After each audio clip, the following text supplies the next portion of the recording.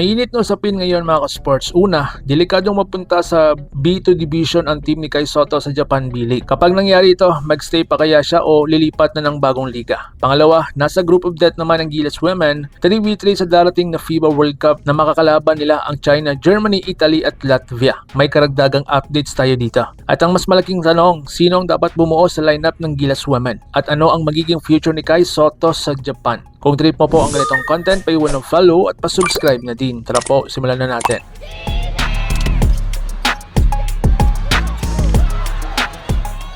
Kai Sotto team nasa bingit ng relegation. Sa kasalukuyang standing ng Japan B-League, alanganin ang pwesto ng Koshigaya Alphas sa koponan ni Kai Sotto. Kapag nagtuloy-tuloy ang kanilang pagkatalo, posible silang bumagsak sa Division 2 o V2. Pero mga sports, hindi pa tapos ang laban. May ibang teams pa na mas mababa sa standings gaya ng Akita at Toyama, kaya may chance pa silang makaligtas. May natitira pang ilang games para humabol. Pero aminin natin na hindi biro ang pressure sa team ni Kai ngayon. Bawat panalo, malaga, bawat talo, napakadelikado. So ang tanong ngayon, lilipat kaya si Kai Sotto? Ayon po sa mga reports, kahit ma-relegate man ang team ni Kai, posible pa rin siyang manatili sa Japan. Pero hindi rin imposible na humarap siya ng bagong opportunity. At kung titignan natin, marami ng options si Kai ngayon. Posibleng lipatan niya ang Australia NBL, dating liga ni Kai, may physical at mataas ang level. KVL Korea, disiplinado, mabilis at magaling sa development ng big man. Sa China CBA, isa sa mga pinakamalaking sahod sa Asia, malaking exposure. And lastly, sa EuroLeague, kung gusto niyo ng mas mataas na competition. Sa totoo lang mga sports, mas mataas ng value ni Kai ngayon kaysa dati.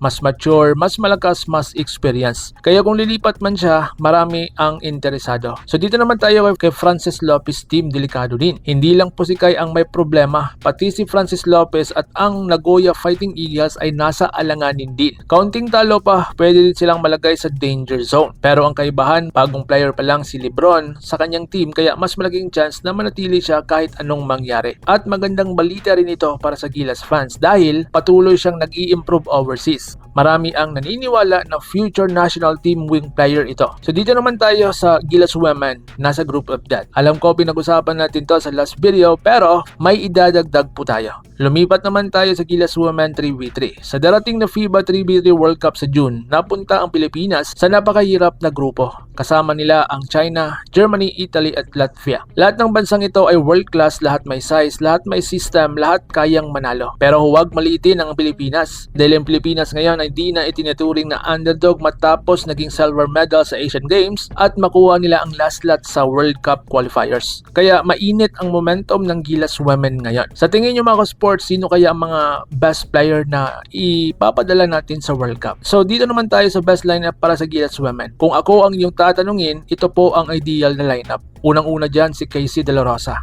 Napakalakas ilalim, mobile at may puso. Pangalawa si Jack Animam. International veteran size plus defense plus leadership. Pangatlo si Janine Ponteos or si Bernardino. Steady guard na kayang mag-control ng tempo. And lastly, si Vanessa De Jesus or si Elizabeth Meets. Playmaker at scoring option. Kung may naturalized restriction, isa lang sa kanila ang pwede. Pero alin man sa dalawa, malaking tulong agad yan. So ngayon ang tanong, kaya ba nilang i-upset? Ang tanong ngayon, kaya bang gulatin ng Gilas Women ang mundo? Ang sagot, posible. Sa 3v3 basketball, napakabilis ang laro. Isang mainit na shooting stretch lang, pwede ka nang manalo laban po sa mga powerhouse team. At alam naman natin na palaban ang mga Pinoy. Hindi sumusuko, hindi po umaatras. Kaya mga ka-sports, dalawang mainit na balita ito ha. Future ni Kai Sotto sa Japan at future din ni Lebron Lopez. Gilas Women sa World Cup, delikado nga ba? Ikaw, ano ang masasabi mo sa pinag-usapan natin today? Dapat bang lumipat si Kai ng liga o babalik siya sa ating Gilas Pilipinas? Sino ang Final Four ng Gilas Women para sa World Cup para sa'yo? Comment your thoughts below at babasahin ko yan. At kung gusto mo ng latest Gilas at balita patungkol kay Kai Sotto at World Basketball Update, like, subscribe at i-hit ang notification bell para updated tayo pareho sa mundo ng basketball world. Laban Pilipinas, puso, ingat po kayo.